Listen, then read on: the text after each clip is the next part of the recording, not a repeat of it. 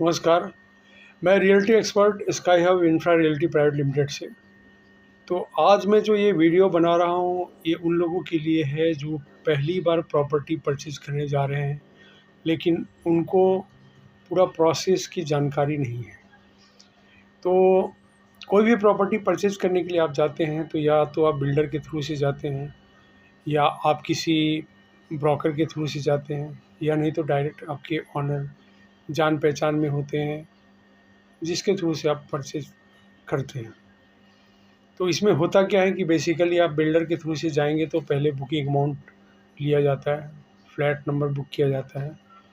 और रीसेल में तो आप जो अपना चॉइस रहता है, उस चॉइस के हिसाब से प्रॉपर्टी चूज़ करते हैं, या प्रोफेशनल ब्रोकर के थ्रू से जाते हैं तो ब्रोकर के बहुत सारे फ्लैट दिखाए हुए फ्लैट में आप चूज़ करते हैं। तो इसमें बेसिकली होता क्या है कि प्रॉपर्टी जब आप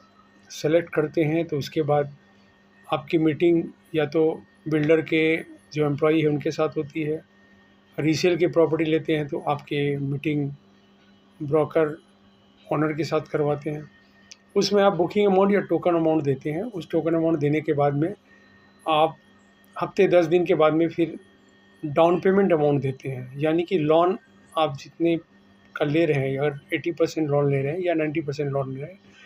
तो बाकी का जो अमाउंट है वो डाउन पेमेंट अमाउंट कहा जाता है। यानी कि रजिस्ट्रेशन से पहले आपको 90% ले रहे हैं तो 10%,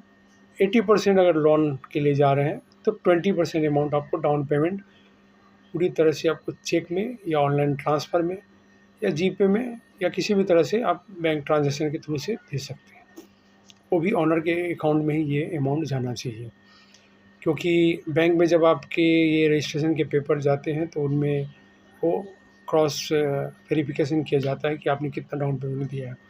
इसके बाद होता क्या है कि रजिस्ट्रेशन किया जाता है गवर्नमेंट रजिस्ट्रार ऑफिस में, और रजिस्ट्रेशन का एक कॉपी फिर सोसाइटी में दिया जाता है, और सोसाइटी का एक ट्रांसफ़र फ़ी होता है जो अदा किया जाता है। अगर बिल्डर से ले रहे हैं तो बिल्डर का ट्रांसफ़र फ़ी पे करने के बाद में वहाँ से बैंक जो फॉर्मेट देती है, उस फॉर्मेट के हिसाब से सोसाइटी या बिल्डर अपने लेटर हेड पे एनओसी बना के देती है, नो ऑब्जेक्शन सर्टिफिकेट। उसके साथ साथ वो एनओसी लेने के बाद आप सारे डॉक्यूमेंट्स लेके बैंक में सबमिट करते हैं, और फिर उसके बाद में बैंक वाले या तो रजिस्ट्रेशन के पहले लीगल टेक्निकल वेरिफिकेशन कर लेते हैं या बाद में करते हैं, और उसके बाद में आपका